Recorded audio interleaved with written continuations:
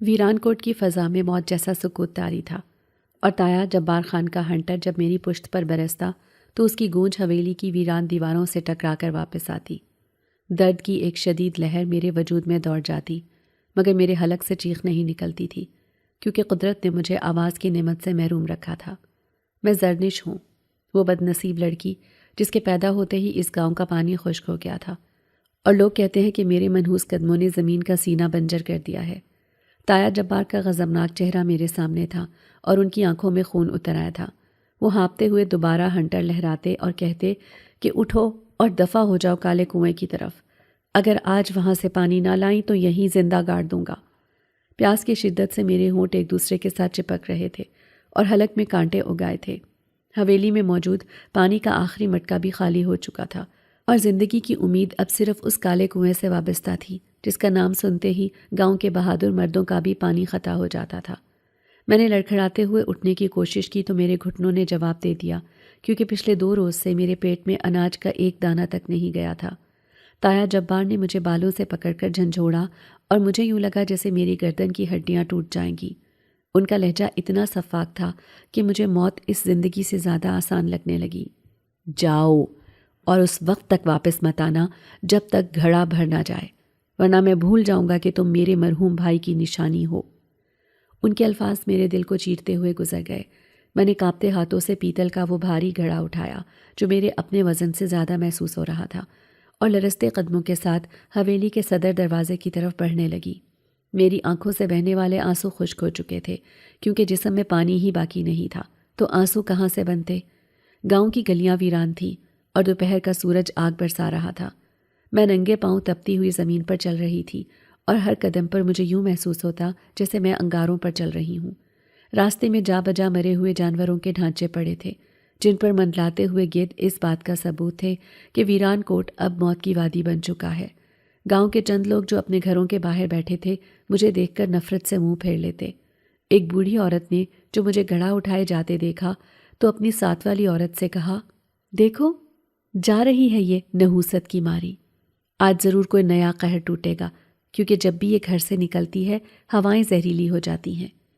اس کے الفاظ میرے کانوں میں پگھلے ہوئے سیسے کی طرح اترے، مگر میں سر جھکائے چلتی رہی۔ مجھے معلوم تھا کہ میں منحوس نہیں ہوں۔ مجھے یاد ہے کہ میری ماں مجھے جنم دیتے ہی مر گئی تھی، اور میرا باپ اسی رات ایک پراسرار حادثے میں مارا گیا تھا، مگر گاؤں والے کہتے ہیں کہ میں اپنے ماں باپ کو کھا گئی۔ میں چلتی رہی یہاں تک کہ گاؤں کی حدود ختم ہو گئیں اور سامنے وہ خوفناک صحرا شروع ہو گیا جس کے سینے میں کالا کنواں دفن تھا۔ صحرا کی ریت اتنی گرم تھی کہ اس سے بھاپ اٹھ رہی تھی، اور دور دور تک سایہ دار درخت کا نام و نشان نہیں تھا۔ ہوائیں سائیں سائیں کرتی ہوئی گزر رہی تھیں، اور مجھے یوں لگا جیسے کوئی میرے کانوں میں سرگوشیاں کر رہا ہو۔ یہ آوازیں ہوا کی نہیں تھیں، بلکہ ان بھٹکی ہوئی روحوں کی تھیں جو پیاس کی شدت سے اسی صحرا میں دم توڑ گئی تھی۔ میرا دل خوف سے زور زور سے دھڑک رہا تھا، اور گھڑے کا بوجھ میرے کندھے کو کچل رہا تھا، مگر میں رک نہیں سکتی تھی، کیونکہ واپسی کا راستہ بند تھا اور آگے موت کھڑی تھی۔ مجھے تایا جبار کی وہ بات یاد آئی کہ کالے کنویں پر جنات کا سایہ ہے، اور وہاں جانے والا کبھی واپس نہیں آتا، مگر شاید وہ یہی چاہتے تھے کہ میں واپس نہ آؤں تاکہ وہ میرے حصے کی زمین بھی ہڑپ سکیں، اور گاؤں والوں کو کہہ دیں کہ زرنش کو جنات کھا گئے۔ سورج ڈھل رہا تھا اور صحرا کا رنگ زرد سے سرخی مائل ہوتا جا رہا تھا، جو اس بات کا اشارہ تھا کہ شام ہونے والی ہے۔ کالے کنویں کے علاقے میں شام کا مطلب موت تھا، کیونکہ بزرگ کہتے تھے کہ سورج غروب ہوتے ہی وہاں کی ہوائیں بدل جاتی ہیں، وہاں کی دنیا بدل جاتی ہے۔ میرے پاؤں ریت میں دھس رہے تھے اور پیاس کی شدت سے مجھے چکر آ رہے تھے۔ کئی بار میں گرتے گرتے بچی، مگر میرے گلے میں موجود وہ لاکٹ میرے سینے سے ٹکرا کر مجھے حوصلہ دیتا، جو میرے باپ کی آخری نشانی تھی۔ اس لاکٹ میں ان کی تصویر تھی، اور جب بھی میرا حوصلہ ٹوٹنے لگتا میں اس لاکٹ کو مٹھی میں بھینچ لیتی۔ اچانک ہوا کا دباؤ بڑھ گیا اور فضا میں ایک عجیب سی بو پھیل گئی، جیسے کسی پرانی قبر کی مٹی کی خوشبو ہو۔ سامنے ریت کے ٹیلے کے پار مجھے کالا کنواں نظر آ گیا۔ وہ زمین میں ایک سیاہ سوراخ کی طرح لگ رہا تھا، جس کے ارد گرد کی ریت بالکل کالی تھی جیسے وہاں آگ لگی ہو۔ کنویں کے قریب پہنچتے ہی مجھے ایک عجیب سی ٹھنڈک کا احساس ہوا جو سکون دینے والی نہیں تھی، بلکہ ہڈیوں میں اتر جانے والی یخ بستہ لہر تھی۔ کنواں اندر سے بالکل سیاہ تھا، اور اس میں سے ایک گہری بھن بھناہٹ کی آواز آ رہی تھی، جیسے ہزاروں مکھیاں اندر قید ہوں۔ میں نے ڈرتے ڈرتے گھڑے کو زمین پر رکھا اور کنویں کی منڈیر پر ہاتھ رکھا تو وہ پتھر برف کی طرح ٹھنڈے تھے۔ میرا دل چاہ رہا تھا کہ میں یہاں سے بھاگ جاؤں، مگر میں کہاں جاتی؟ میں نے رسی کو گھڑے کے ساتھ باندھا اور اسے کنویں میں لٹکا دیا۔ اندھیرا اتنا گہرا تھا کہ گھڑا نظروں سے اوجھل ہو گیا۔ میں نے رسی کو ڈھیلا چھوڑا تو مجھے لگا کہ نیچے سے کسی نے رسی کو تھام لیا ہے۔ ایک زوردار جھٹکا لگا اور میرا توازن بگڑ گیا۔ میں منڈیر کے ساتھ جا ٹکرائی اور میرے گلے میں موجود لاکٹ کنویں کی دیوار سے ٹکرا کر کھل گیا۔ اس سے پہلے کہ میں اسے پکڑتی، وہ لاکٹ میرے گلے سے نکل کر سیدھا کنویں کی اتھاہ گہرائیوں میں جا گرا۔ میری بے آواز چیخ میرے حلق میں گھٹ گئی اور میں نے بے بسی سے کنویں کے اندھیرے میں ہاتھ بڑھایا، مگر وہ میری پہنچ سے دور ہو چکا تھا۔ وہ لاکٹ ہی میری کل کائنات تھا، میرے باپ کا لمس اور ان کی یاد، سب کچھ اس میں قید تھا۔ میں گھٹنوں کے بل کنویں کی منڈیر پر گر گئی اور میری آنکھوں سے آنسوؤں کا سیلاب امڈ آیا۔ یہ آنسو پیاس کے نہیں تھے، بلکہ اس بے بسی اور یتیمی کے تھے جو میں 20 سال سے سہ رہی تھی۔ میں نے اپنا سر کنویں کے ٹھنڈے پتھروں پر رکھ دیا اور خاموشی سے رونے لگی۔ میرا وجود ہچکیوں سے لرز رہا تھا اور مجھے اس بات کا ہوش نہیں رہا کہ میں کہاں ہوں اور میرے نیچے کیا بلا قید ہے۔ میری آنکھ سے ایک گرم آنسو ٹپکا اور سیدھا کنویں کے دہانے سے ہوتا ہوا اس کے سیاہ پانی میں جا گرا۔ جیسے ہی وہ ایک حقیر سا آنسو پانی کی سطح سے ٹکرایا، زمین کے اندر سے ایک ایسی گڑگڑاہٹ پیدا ہوئی جیسے زلزلہ آ گیا ہو۔ کنویں کے اندر سے اچانک نیلی روشنی کا ایک شدید دھماکہ ہوا جس نے رات کی تاریکی کو چیر کر رکھ دیا۔ یہ روشنی اتنی تیز تھی کہ مجھے اپنی آنکھیں بند کرنی پڑیں۔ زمین کانپ رہی تھی اور کنویں کے اندر سے پانی ابلنے کی آوازیں آ رہی تھیں، جیسے کوئی سمندر بے بھر گیا ہو۔ میں خوفزدہ ہو کر پیچھے ہٹنے کی کوشش کرنے لگی، مگر میرا جسم جیسے مفلوج ہو چکا تھا۔ پانی کا ایک دیو ہیکل ستون فوارے کی طرح ابل کر باہر نکلا اور آسمان کی طرف لپکا۔ اس پانی میں عجیب سی چمک تھی اور اس کے بیچوں بیچ ایک ہیولا بن رہا تھا، ایک انسانی شکل جو پانی اور روشنی سے بنی ہوئی لگ رہی تھی۔ اس کا قد انسانوں سے کہیں زیادہ بڑا تھا اور اس کے بال پانی کی لہروں کی طرح اس کے کندھوں پر بکھرے ہوئے تھے۔ وہ آہستہ آہستہ ٹھوس شکل اختیار کر رہا تھا اور جب اس نے اپنی آنکھیں کھولیں تو ان میں آگ نہیں بلکہ گہرے سمندر جیسا نیلا رنگ تھا۔ وہ جن زادہ تھا جس کے افسانے گاؤں والے سناتے تھے، اور آج وہ میرے سامنے آزاد کھڑا تھا۔ اس جن زادے کی نظر سیدھی مجھ پر پڑی اور میں خوف کے مارے سانس لینا بھول گئی۔ مجھے لگا کہ اب یہ مجھے ختم کر دے گا، کیونکہ میرے دادا نے اسے قید کیا تھا۔ وہ آہستہ آہستہ میری طرف بڑھا اور پانی کی لہریں اس کے قدموں کے نیچے قالین کی طرح بچھ گئیں۔ میں نے ڈر کے مارے اپنی آنکھیں میچ لیں کہ اب موت یقینی ہے، مگر پھر میرے دماغ میں ایک آواز گونجی جو کانوں سے نہیں سنی گئی بلکہ براہ راست میرے ذہن میں اتری تھی۔ تمہاری آنکھوں میں وہی درد ہے جو 20 سال پہلے اس محافظ کی آنکھوں میں تھا جس نے اپنی جان دے کر میرے وجود کی حفاظت کی کوشش کی تھی۔ اس کی آواز میں غصہ نہیں بلکہ ایک گہری اداسی اور شناسائی تھی۔ میں نے حیرت سے آنکھیں کھولیں تو وہ میرے بالکل قریب کھڑا تھا اور اس کے ہاتھ میں میرا وہی لاکٹ تھا جو ابھی کنویں میں گرا تھا۔ اس نے لاکٹ میری طرف بڑھایا اور کہا، یہ تم رکھ لو، کیونکہ اس میں تمہارے باپ کی سانسیں قید ہیں۔ میرا ذہن معاف ہو چکا تھا، میں سکتے کے عالم میں اسے دیکھ رہی تھی۔ یہ کیا ہو رہا تھا؟ جسے گاؤں والے آفت کہتے تھے وہ میرے باپ کو محافظ کہہ رہا تھا۔ ابھی میں کچھ سمجھنے کی کوشش کر ہی رہی تھی کہ اچانک میرے سر میں شدید درد اٹھا۔ شاید خوف اور کمزوری کا اثر تھا یا اس جنزادے کے طاقتور وجود کی تاب نہ لا سکی تھی۔ میری آنکھوں کے سامنے اندھیرا چھانے لگا اور میں لڑکھڑا کر سیدھا کھلے ہوئے کنویں کی طرف گرنے لگی۔ موت میرے نیچے باہیں کھولے کھڑی تھی۔ میں نے سوچ لیا کہ اب سب ختم ہو گیا، مگر اس سے پہلے کہ میں اس سیاہ گہرائی میں گر پاتی، پانی کے 2 مضبوط بازوؤں نے مجھے ہوا میں ہی تھام لیا۔ میرا ہوش ڈوب رہا تھا اور آخری منظر جو میں نے دیکھا وہ شاہمیر کی نیلی آنکھیں تھیں جو مجھے بچانے کے لیے بڑھی تھیں۔ اور پھر مکمل اندھیرا چھا گیا۔ مجھے نہیں معلوم کہ میں کتنی دیر تک بے ہوش رہی یا وہ اندھیرا میرے حواس پر کتنی صدیوں تک طاری رہا، مگر جب مجھے ہوش آیا تو مجھے زمین کی سختی یا ریت کی تپش محسوس نہیں ہوئی، بلکہ میرا وجود کسی ایسی نرم اور گداز سطح پر تھا جیسے میں بادلوں کے ٹکڑے پر لیٹی ہوئی ہوں۔ میرے نتنوں میں ایک ایسی بھینی بھینی خوشبو آ رہی تھی جو ویران کوٹ کی سڑاند اور موت کی بو سے بالکل مختلف تھی۔ یہ خوشبو زندگی کی تھی، یہ خوشبو سکون کی تھی۔ میں نے ڈرتے ڈرتے اپنی آنکھیں کھولیں تو میرے سر پر وہ مانوس آسمان نہیں تھا جسے میں بچپن سے دیکھتی آ رہی تھی۔ وہاں سورج کی تیز دھوپ نہیں تھی اور نہ ہی نیلا آسمان تھا، بلکہ میرے سر پر پھیلی ہوئی چھت کا رنگ جامنی تھا جس میں ہلکے گلابی بادل تیر رہے تھے۔ میں ہڑبڑا کر اٹھ بیٹھی اور اپنے ارد گرد کا منظر دیکھ کر میری آنکھوں پر یقین کرنا مشکل ہو گیا۔ میں کسی صحرا میں نہیں تھی اور نہ ہی کسی کنویں کی گہرائی میں تھی، بلکہ میں ایک ایسی وادی میں موجود تھی جو شاید اس دنیا کا حصہ ہی نہیں لگتی تھی۔ میرے ارد گرد پانی کی شفاف نہریں بہہ رہی تھی جن کا پانی شیشے کی طرح چمک رہا تھا، اور وہاں ہر طرف اتنے بڑے پھول کھلے ہوئے تھے کہ جن کا تصور بھی انسانی عقل سے ماورا تھا۔ وہ دیو ہیکل کمل کے پھول تھے جن کی پتیوں کا رنگ نیلگوں تھا، اور میں خود اس وقت انہی میں سے ایک پھول کی بڑی سی مخملی پتی پر لیٹی ہوئی تھی۔ کیا میں مر چکی ہوں؟ یہ پہلا خیال تھا جو میرے ذہن میں آیا، کیونکہ ویران کوٹ کے جہنم سے نکل کر ایسی جنت میں پہنچنا صرف موت کے بعد ہی ممکن ہو سکتا تھا۔ میں نے اپنے ہاتھوں کو دیکھا، میرے زخم بھر چکے تھے اور میرے جسم کی وہ تھکن اور درد جو میری ہڈیوں میں رچ بس گیا تھا وہ غائب ہو چکا تھا۔ کیا موت اتنی پرسکون ہوتی ہے؟ ابھی میں ان سوچوں میں گم تھی کہ اچانک فضا میں ایک ارتعاش پیدا ہوا اور پانی کی لہروں میں ہلچل مچ گئی۔ میں نے چونک کر سامنے دیکھا تو وہ وہیں موجود تھا، شاہ میر، وہ جنزادہ جسے میں نے کنویں سے آزاد ہوتے دیکھا تھا۔ وہ پانی کی سطح پر آلتی پالتی مارے ہوا میں معلق بیٹھا تھا اور اس کی آنکھیں بند تھیں۔ اس کے وجود سے نیلی روشنی پھوٹ رہی تھی جو اس عجیب و غریب وادی کے رنگوں میں گھل مل رہی تھی۔ مجھے اسے دیکھ کر دوبارہ خوف محسوس ہوا اور میں سہم کر پیچھے ہٹنے لگی، کیونکہ میرے ذہن میں ابھی تک تایا جبار کی باتیں گونج رہی تھیں کہ جنات انسانوں کے دشمن ہوتے ہیں اور وہ انہیں کچا چبا جاتے ہیں۔ مگر پھر شاہ میر نے اپنی آنکھیں کھولیں اور اس کی ان گہری نیلی آنکھوں میں مجھے کوئی بھوک یا وحشت نظر نہیں آئی، بلکہ وہاں ایک ایسا سکون تھا جو میں نے آج تک کسی انسان کی آنکھوں میں نہیں دیکھا تھا۔ وہ خاموش رہا، اس کے ہونٹ نہیں ہلے، مگر اس کی آواز میرے کانوں میں نہیں بلکہ براہ راست میرے دماغ میں گونجی، جیسے وہ میرے خیالات کا حصہ ہو۔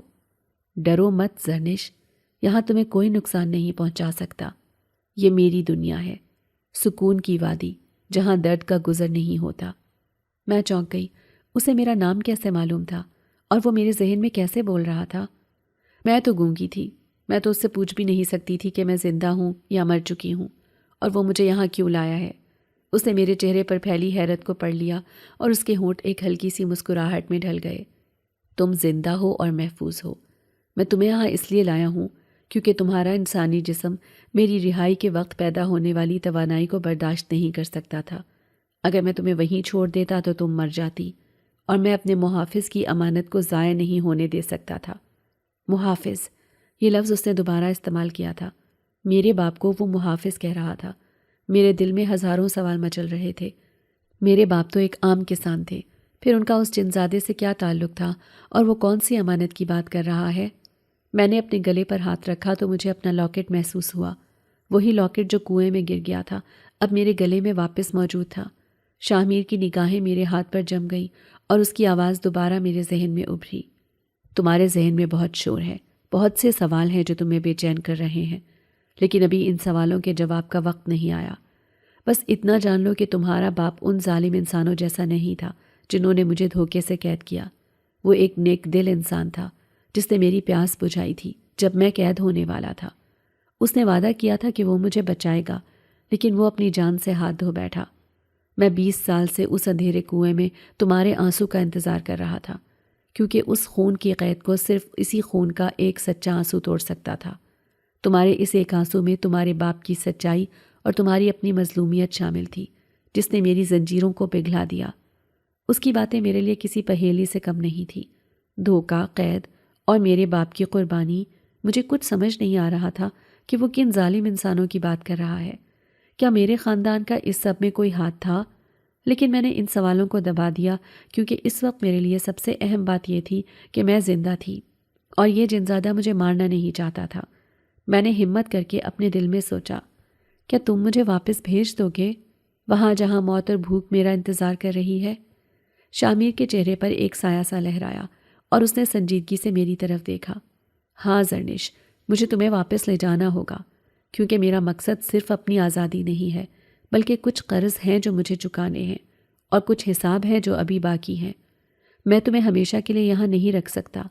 تمہاری دنیا وہی ہے اور تمہیں وہیں جا کر اپنا حق چھیننا ہوگا۔ میں ڈر گئی۔ واپس جانے کا خیال ہی میرے لیے سہانے روح تھا۔ تایا جبار مجھے زندہ نہیں چھوڑیں گے۔ وہ مجھ سے پوچھیں گے کہ پانی کہاں ہے، اور اگر میں خالی ہاتھ گئی تو وہ مجھے مار ڈالیں گے۔ میں نے بے اختیار نفی میں سر ہلایا اور میری آنکھوں میں پھر سے آنسو تیرنے لگے۔ شاہ میر نے اپنی جگہ سے حرکت کی اور پلک جھپکتے میں وہ میرے بالکل قریب آ گیا۔ اس کا قد مجھ سے بہت بڑا تھا اور اس کا سایہ مجھ پر پڑ رہا تھا۔ اس نے اپنا ہاتھ میری طرف بڑھایا اور میرے آنسو کو ہوا میں ہی اپنی انگلی کے پور سے جذب کر لیا۔ اب تمہیں رونے کی ضرورت نہیں ہے، تم اکیلی نہیں ہو۔ میں نے تمہارے باپ سے وعدہ کیا تھا کہ میں اس کے احسان کا بدلہ چکاؤں گا۔ میں تمہارے ساتھ جاؤں گا اور دیکھتا ہوں کہ کون تمہیں میلی آنکھ سے دیکھنے کی جرأت کرتا ہے۔ اس کے لہجے میں ایسی طاقت اور یقین تھا کہ میرے دل کا خوف کچھ کم ہوا۔ لیکن ایک جن کا گاؤں میں جانا کیا نئی مصیبت کھڑی نہیں کر دے گا؟ لوگ تو پہلے ہی مجھے منحوس کہتے ہیں۔ اگر میں ایک جن کے ساتھ واپس گئی تو وہ مجھے جادوگرنی سمجھ کر جلا دیں گے۔ لیکن شاہ میر کے فیصلے کے آگے میری خاموش فریاد بے معنی تھی۔ اس نے مجھے اپنی گود میں اٹھا لیا۔ اس کا لمس نہ تو گرم تھا اور نہ ہی ٹھنڈا، بلکہ پانی کی طرح رواں تھا۔ تیار ہو جاؤ، ہم واپس جا رہے ہیں۔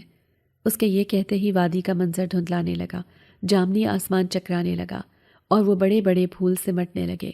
مجھے دوبارہ چکر آنے لگے اور میں نے اپنی آنکھیں بند کر لیں۔ ہوا کا دباؤ بڑھنے لگا اور مجھے محسوس ہوا جیسے ہم بلندی سے نیچے گر رہے ہیں، لیکن گرنے کا انداز خوفناک نہیں تھا بلکہ پروں پر تیرنے جیسا تھا۔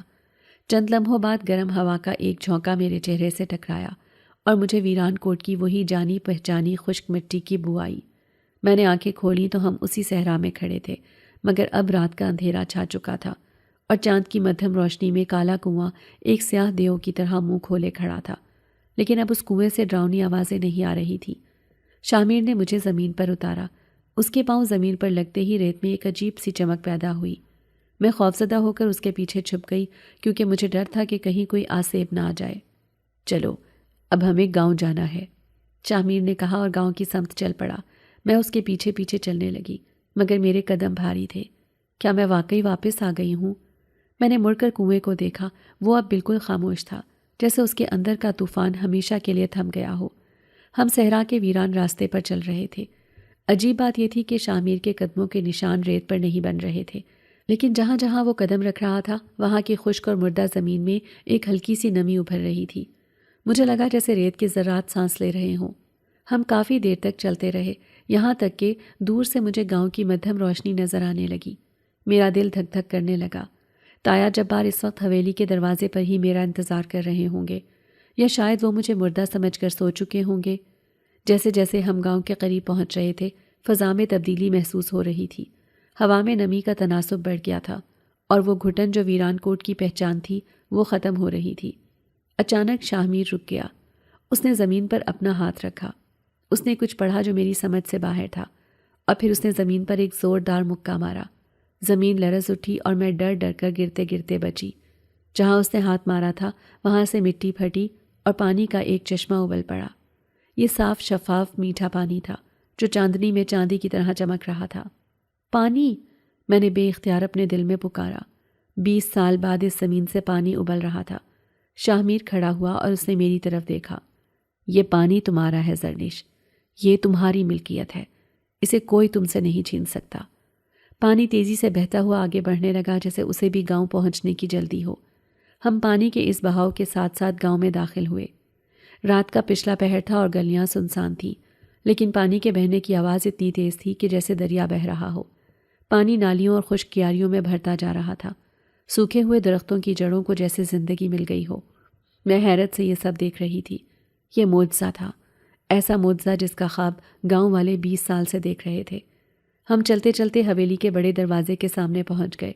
پانی کا ریلا حویلی کی چوکھٹ سے ٹکرایا اور اندر داخل ہو گیا۔ شاہ میر نے مجھے اپنے پیچھے رہنے کا اشارہ کیا اور خود دروازے کو ہاتھ لگائے بغیر کھول دیا۔ دروازہ ایک زوردار دھماکے سے کھلا اور ہم اندر داخل ہوئے۔ صحن میں لالٹین کی روشنی میں تایا جبار اور ان کے چند ہواری چارپائیوں پر بیٹھے حقہ پی رہے تھے۔ دروازہ کھلنے کی آواز اور پانی کے شور پر وہ ہڑبڑا کر اٹھ کھڑے ہوئے۔ ان کی آنکھیں پھٹی کی پھٹی رہ گئیں جب انہوں نے دیکھا کہ حویلی کا خشک صحن پانی سے بھر رہا ہے۔ ان کی نظر پہلے پانی پر پڑی اور پھر مجھ پر۔ میں ان کے سامنے کھڑی تھی، زندہ اور سلامت، اور میرے پیچھے وہ کھڑا تھا، شاہ میر، جو انسانی روپ میں ہونے کے باوجود اپنے جلال سے کوئی بادشاہ لگ رہا تھا۔ تایا جبار کے ہاتھ سے حقہ گر کر ٹوٹ گیا اور ان کے منہ سے صرف ایک لفظ نکلا، یہ کیسے ممکن ہے؟ پانی؟ اور یہ لڑکی زندہ کیسے بچ گئی؟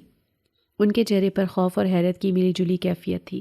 وہ شاید مجھے بھوت سمجھ رہے تھے۔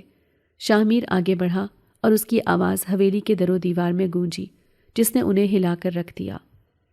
تمہیں حیرت پانی دیکھ کر ہو رہی ہے جبار خان، یا اس لڑکی کو زندہ دیکھ کر جسے تم نے موت کے گھاٹ اتارنے کے لیے بھیجا تھا؟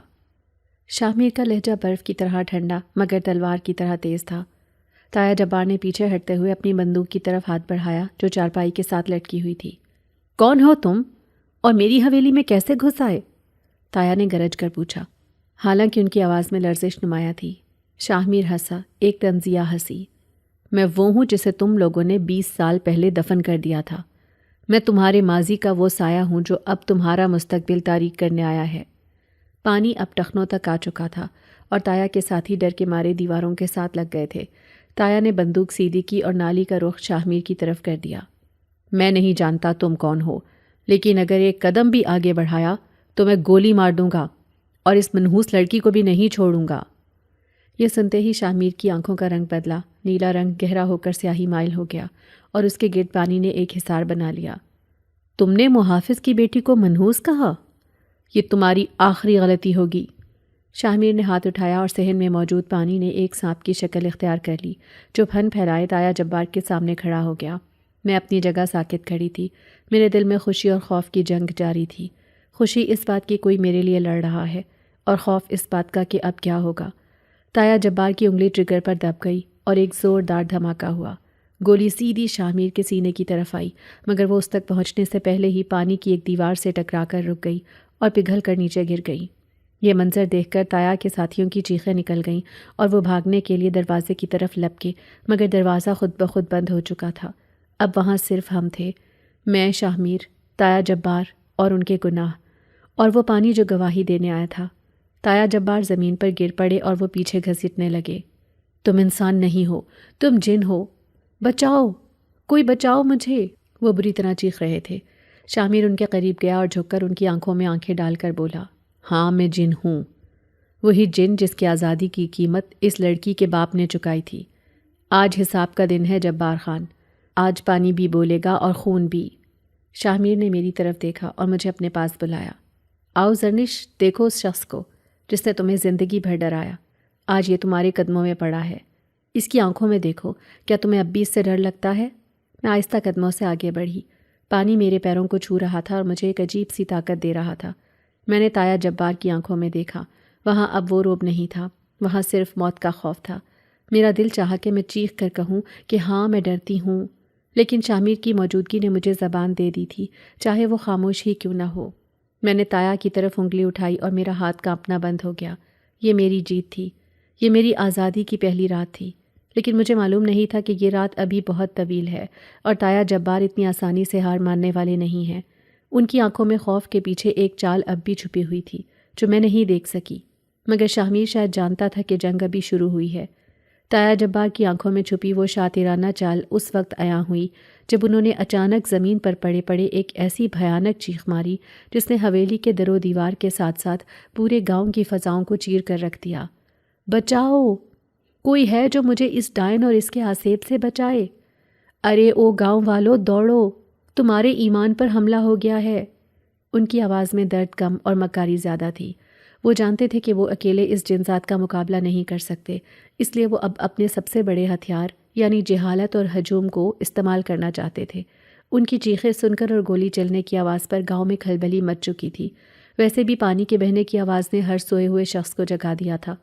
حویلی کے باہر لوگوں کے قدموں کی دھمک سنائی دینے لگی اور دیکھتے ہی دیکھتے مشعلیں اور لالٹینیں لیے سینکڑوں لوگ حویلی کے دروازے پر جمع ہو گئے۔ جب انہوں نے کھلا دروازہ اور حویلی کے صحن میں ٹخنوں تک کھڑا پانی دیکھا تو ایک لمحے کے لیے سب پر سکتہ طاری ہو گیا۔ یہ ان کے لیے کسی خواب سے کم نہیں تھا۔ 20 سال سے پیاسی زمین آج جل تھل ہو رہی تھی۔ لوگ دیوانہ وار پانی کی طرف لپکے، کوئی پانی کو ہاتھوں میں بھر رہا تھا تو کوئی سجدے میں گر رہا تھا۔ انہیں اپنی آنکھوں پر یقین نہیں آ رہا تھا کہ ویران کوٹ کی تقدیر بدل گئی ہے، مگر تایا جبار نے انہیں سنبھلنے کا موقع نہیں دیا۔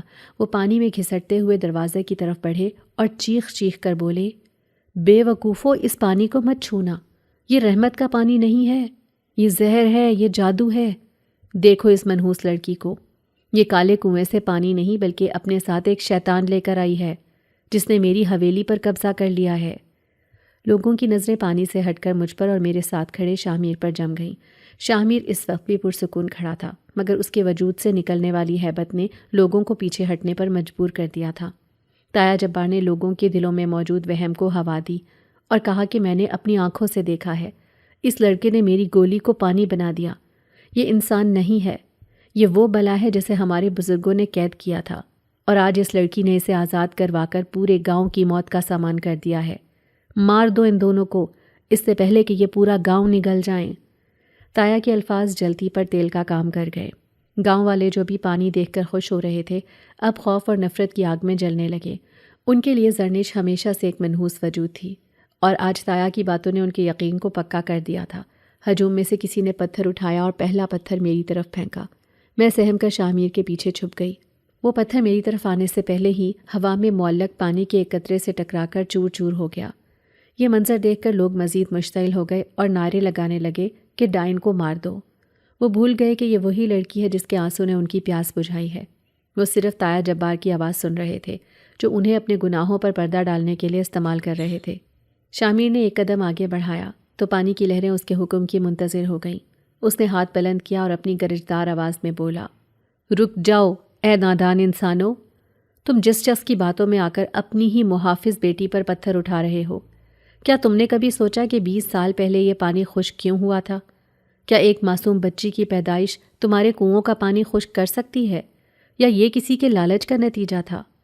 شاہ میر کی آواز میں ایسا جلال تھا کہ ہجوم کے شور میں بھی سناٹا چھا گیا۔ لوگ سہمے ہوئے ایک دوسرے کو دیکھنے لگے۔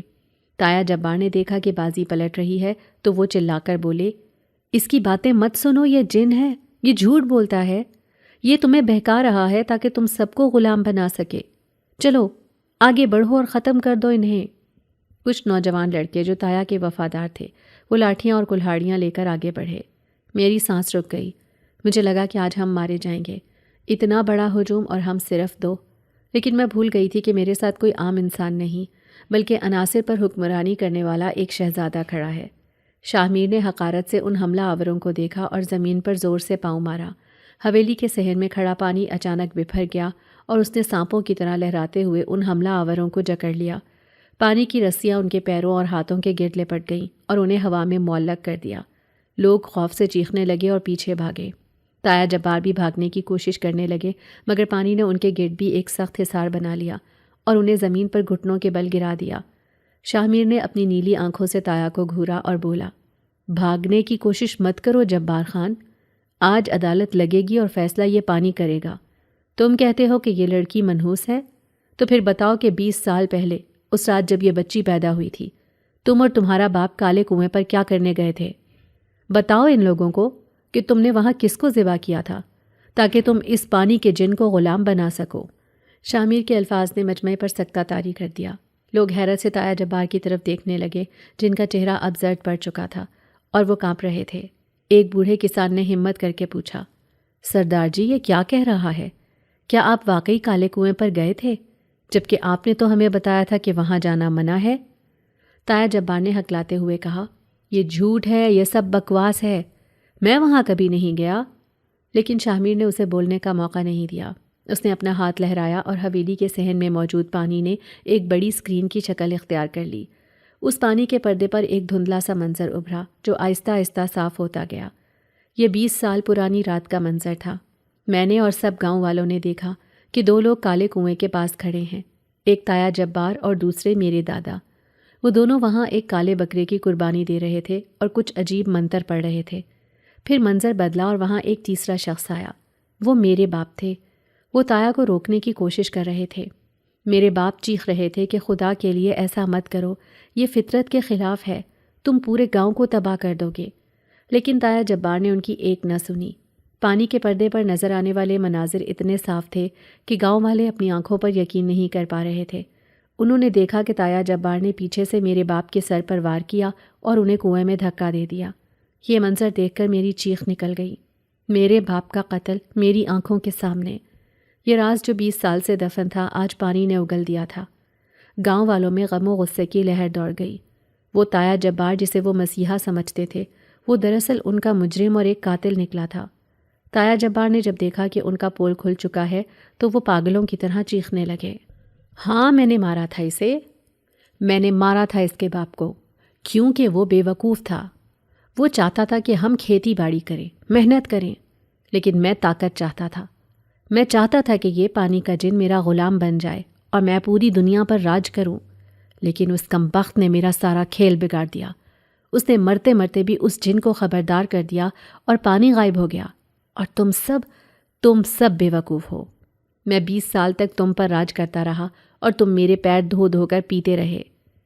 تایا کے اس اعتراف نے جلتی پر تیل کا کام کیا، لیکن اب ان کا نشانہ شاہ میر یا میں نہیں تھے، بلکہ ان کا اپنا غرور انہیں لے ڈوبا تھا۔ مگر تایا کی نفرت ابھی ختم نہیں ہوئی تھی۔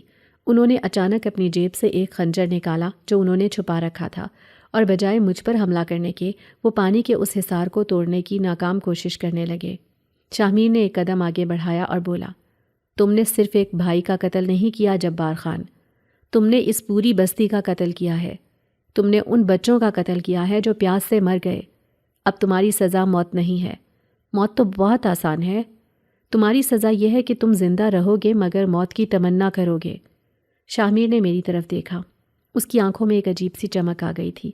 زرنش اب وقت آ گیا ہے کہ تم اپنا حق مانگو۔ دیکھو تمہارے باپ کا قاتل تمہارے سامنے ہے، یہ پانی، یہ زمین اور یہ لوگ سب تمہاری آواز کے منتظر ہیں۔ بولو زرنش، انصاف مانگو۔ اس کے الفاظ میرے دل میں اتر گئے، میرے اندر کا خوف ختم ہو گیا اور اس کی جگہ ایک شدید غصے اور انتقام نے لے لی۔ میں نے تایا جبار کی طرف دیکھا جو اب بھی مچھلی کی طرح تڑپ رہے تھے۔ میرے اندر جذبات کا ایک ایسا طوفان اٹھا جو شاید اس پانی کے طوفان سے بھی بڑا تھا۔ میں نے اپنا منہ کھولا، میری زبان جو پیدائش سے تالو کے ساتھ چپکی ہوئی تھی آج وہ آزاد ہونے کے لیے مچل رہی تھی۔ میرے حلق سے ایک ایسی آواز نکلی جو صرف آواز نہیں تھی بلکہ 20 سال کی خاموشی کا دھماکہ تھی۔ میں نے پوری قوت سے چیخ کر شاہ میر کی طرف دیکھا اور پھر اپنی انگلی تایا کی طرف اٹھائی۔ میرے ہونٹ ہلے اور ایک لفظ، صرف ایک لفظ میری زبان سے ادا ہوا، انصاف۔ یہ لفظ اتنا بھاری اور گونجدار تھا کہ حویلی کے ستون بھی لرز گئے۔ یہ میری پہلی آواز تھی، یہ میری گویائی کی واپسی تھی جو سچائی کی طاقت سے ٹوٹی تھی۔ تایا جبار نے خوف سے اپنی آنکھیں پھاڑ لیں۔ ایک گونگی لڑکی کا بولنا ان کے لیے موت کے پروانے سے کم نہیں تھا۔ شاہ میر مسکرایا، اس کی مسکراہٹ میں فتح کا رنگ تھا۔ اس نے سر ہلایا اور کہا، مل گیا حکم، اب تماشا دیکھو جبار خان۔ شاہ میر کے منہ سے نکلنے والے الفاظ ابھی ہوا میں تحلیل بھی نہیں ہوئے تھے کہ حویلی کے صحن میں موجود پانی نے ایک زندہ وجود کی طرح حرکت کی اور تایا جبار خان کو جکڑ لیا جو خوف اور دہشت سے زمین پر رینگ رہے تھے۔ ان کی آنکھوں میں اب وہ تکبر نہیں تھا جس سے وہ 20 سال تک گاؤں والوں کو دباتے آئے تھے، بلکہ اب وہاں صرف بے بسی اور موت کا خوف ناچ رہا تھا۔ شاہ میر نے اپنا ہاتھ ہوا میں بلند کیا تو پانی کا وہ سانپ جس نے تایا کو جکڑا ہوا تھا اس نے اپنا پھن اٹھایا اور تایا کو زمین سے اوپر اٹھا لیا۔ تایا ہوا میں معلق تھے اور ان کے ہاتھ پاؤں پانی کی زنجیروں میں جکڑے ہوئے تھے۔ شاہ میر نے اپنی گہری نیلی آنکھوں سے تایا کو دیکھا اور اس کی آواز میں ایسی گرج تھی جس نے سب کے دل دہلا دیے۔ جبار خان، تم نے اس زمین کو پیاسا رکھا، تم نے معصوم بچوں کو بوند بوند کے لیے ترسایا، تم نے پانی جیسے نعمت کو اپنی طاقت کے نشے میں قید کر لیا۔ آج پانی تم سے اپنا بدلہ لے گا، لیکن تمہاری سزا موت نہیں ہے، کیونکہ موت تو ایک لمحے کا کھیل ہے اور تمہارے گناہ اتنے بڑے ہیں کہ انہیں دھونے کے لیے ایک زندگی کافی نہیں۔ میں تمہیں ماروں گا نہیں، بلکہ میں تمہیں عبرت کا نشان بنا دوں گا۔ شاہ میر نے اپنی انگلی گھمائی اور پانی کا سانپ تایا کو لے کر حویلی کے صحن میں موجود اس پرانے اور خشک حوض کی طرف بڑھا جو سالوں سے ویران پڑا تھا۔ تایا جبار چیخ رہے تھے، وہ رحم کی بھیک مانگ رہے تھے، وہ گاؤں والوں کو پکار رہے تھے، مگر اب کوئی ان کی مدد کو آگے نہیں بڑھ رہا تھا کیونکہ سب کی آنکھوں سے جہالت کی پٹی اتر چکی تھی اور وہ دیکھ رہے تھے کہ قدرت کس طرح ظالم کی رسی کھینچتی ہے۔ شاہ میر نے تایا کو اس خشک حوض کے بیچوں بیچ لا کھڑا کیا اور پھر ایک عجیب سا منتر پڑا۔ زمین کے اندر سے پانی ابلنا شروع ہوا اور دیکھتے ہی دیکھتے وہ حوض لبالب بھر گیا۔ تایا جبار اب پانی کے بیچ میں کھڑے تھے۔ پانی ان کی گردن تک آ چکا تھا، ٹھنڈا، شفاف اور میٹھا پانی۔ تایا نے پیاس کی شدت اور خوف سے پانی پینے کے لیے اپنا منہ کھولا اور جھک کر پانی پینا چاہا، مگر جیسے ہی ان کے ہونٹ پانی کی سطح سے ٹکرائے پانی وہاں سے پیچھے ہٹ گیا۔ انہوں نے دوبارہ کوشش کی مگر پانی ان کے منہ میں جانے کے بجائے ریت کی طرح خشک ہو گیا۔ وہ پانی کے اندر کھڑے تھے مگر پانی کا ایک قطرہ بھی ان کے حلق سے نیچے نہیں اتر رہا تھا۔ اس پانی کی قید میں انہیں اپنی موت نظر نہیں آ رہی تھی، بلکہ ایک ایسی لامتناہی سزا نظر آ رہی تھی جو شاید دوزخ کے عذاب سے بھی بدتر تھی، کیونکہ انسان بھوک برداشت کر سکتا ہے مگر پانی کے درمیان رہ کر پیاس کا عذاب صرف وہی سمجھ سکتا ہے جس کا کلیجہ خشک ہو چکا ہو۔ شاہ میر نے ایک تلخ مسکراہٹ کے ساتھ کہا، یہ ہے تمہاری سزا جبار خان، تم ہمیشہ پانی کے درمیان رہو گے مگر قیامت تک پیاسے رہو گے۔ تمہاری آنکھیں پانی دیکھیں گی، تمہارا جسم پانی محسوس کرے گا مگر تمہاری روح پیاسی رہے گی۔ تم اس گاؤں کے لیے ایک زندہ عبرت بن کر رہو گے تاکہ آنے والی نسلیں یاد رکھیں کہ قدرت کے نظام میں مداخلت کرنے والوں کا انجام کیا ہوتا ہے۔ تایا کی فلک شگاف چیخیں اس پانی کے حوض سے اٹھنے لگیں۔ وہ پانی کو مٹھیوں میں بھر بھر کر اپنے منہ کی طرف لے جانے لگے مگر پانی ان کی انگلیوں سے بخارات بن کر اڑ جاتا۔ یہ منظر اتنا ہولناک تھا کہ وہاں موجود کئی لوگوں نے اپنی آنکھوں پر ہاتھ رکھ لیے۔ انصاف ہو چکا تھا، ایک ایسا انصاف جس کی گونج صدیوں تک اس ویران کوٹ میں سنی جانی تھی۔ شاہ میر مڑا اور میری طرف آیا۔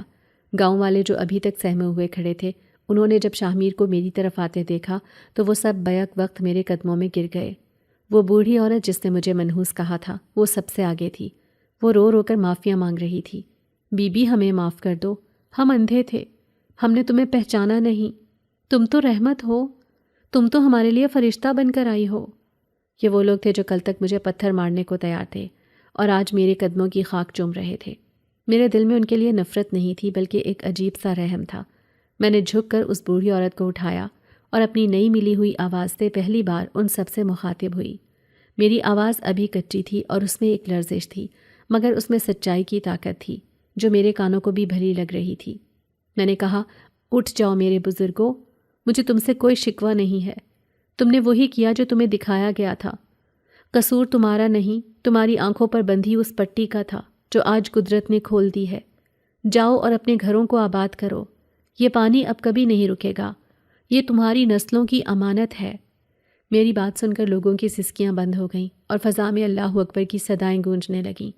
لوگ خوشی سے دیوانے ہو رہے تھے، وہ پانی میں چھلانگے لگا رہے تھے، ایک دوسرے کو مبارکباد دے رہے تھے۔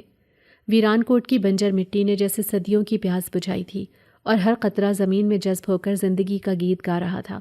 ہوائیں اب سرگوشیاں نہیں بلکہ کہکہے لگا رہی تھیں، لیکن ان خوشیوں کے درمیان ایک اداسی میرے دل کو گھیرے ہوئے تھی۔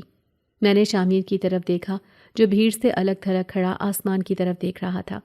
اس کا چہرہ پرسکون تھا مگر اس کی آنکھوں میں اب وہ چمک نہیں تھی جو آزادی کے وقت تھی، بلکہ وہاں ایک گہری خاموشی تھی۔ وہ میرے پاس آیا اور جھک کر مجھے سلام کیا۔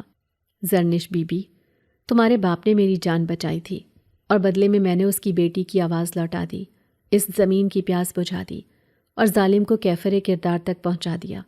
میرا فرض پورا ہوا، قرض اتر گیا۔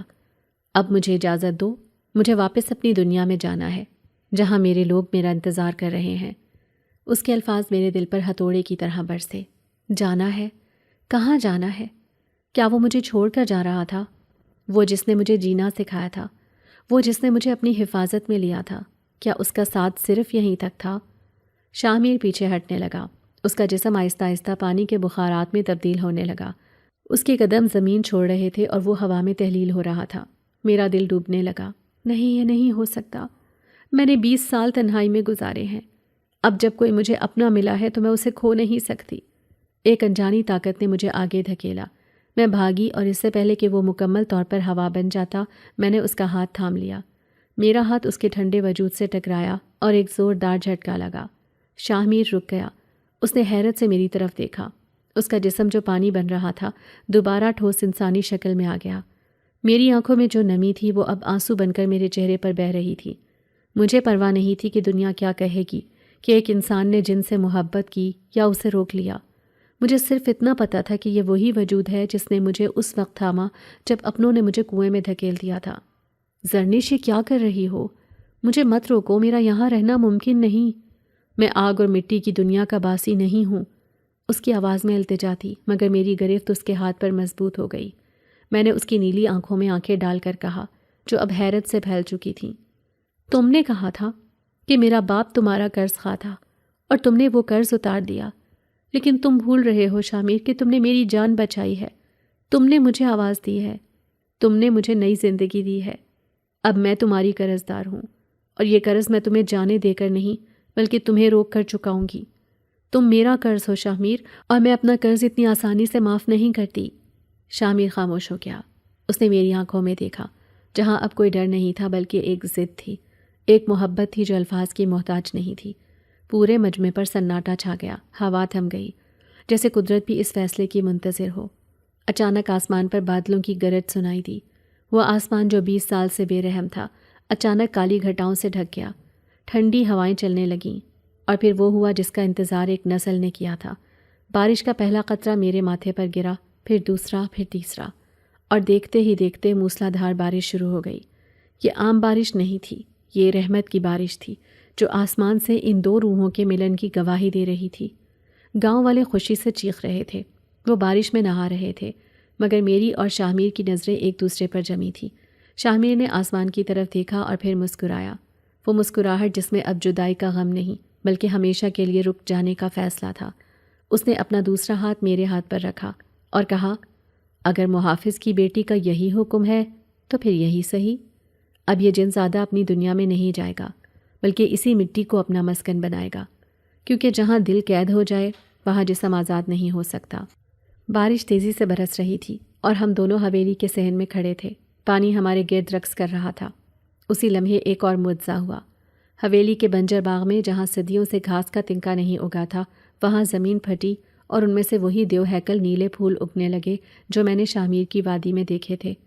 دیکھتے ہی دیکھتے پوری حویلی اور پھر پورا گاؤں ان نیلے اور جامنی پھولوں سے مہک اٹھا۔ یہ پھول ہماری محبت اور اس نئی زندگی کی نشانی تھے جو ویران کوٹ کو ملی تھی۔ بارش رک گئی تو آسمان پر ستارے نکل آئے اور چاند نے اپنی پوری آب و تاب کے ساتھ اس نئی دنیا کو روشن کر دیا۔ تایا جبار اب بھی حوض میں قید تھے اور ان کی خاموش چیخیں اب کسی کو سنائی نہیں دے رہی تھیں، کیونکہ گاؤں اب ان کی منحوس یادوں سے آزاد ہو چکا تھا۔ اس رات کے بعد سے ویران کوٹ کا نام بدل کر گلشن رحمت رکھ دیا گیا، اور میں زرنش جسے لوگ منحوس کہتے تھے اب بی بی رحمت کے نام سے جانی جانے لگی تھی۔ شاہ میر نے انسانی روپ میں میرے ساتھ زندگی گزاری۔ وہ کبھی کبھی راتوں کو حویلی کی چھت پر بیٹھ کر ستاروں کو دیکھتا تو اس کی آنکھوں میں وہی نیلی چمک لوٹ آتی، مگر وہ کبھی اپنی دنیا واپس نہیں گیا، کیونکہ اس نے انسانوں کی محبت میں وہ سکون پا لیا تھا جو اسے اپنی پرستان کی وادی میں بھی نہیں ملا تھا۔ اور آج بھی جب گاؤں میں بارش ہوتی ہے تو لوگ کہتے ہیں کہ یہ شاہ میر اور زرنش کی محبت ہے جو آسمان سے برس رہی ہے۔ وہ کہانی جو ایک آنسو سے شروع ہوئی تھی، وہ اب پھولوں کی خوشبو میں ہمیشہ کے لیے زندہ ہو گئی تھی۔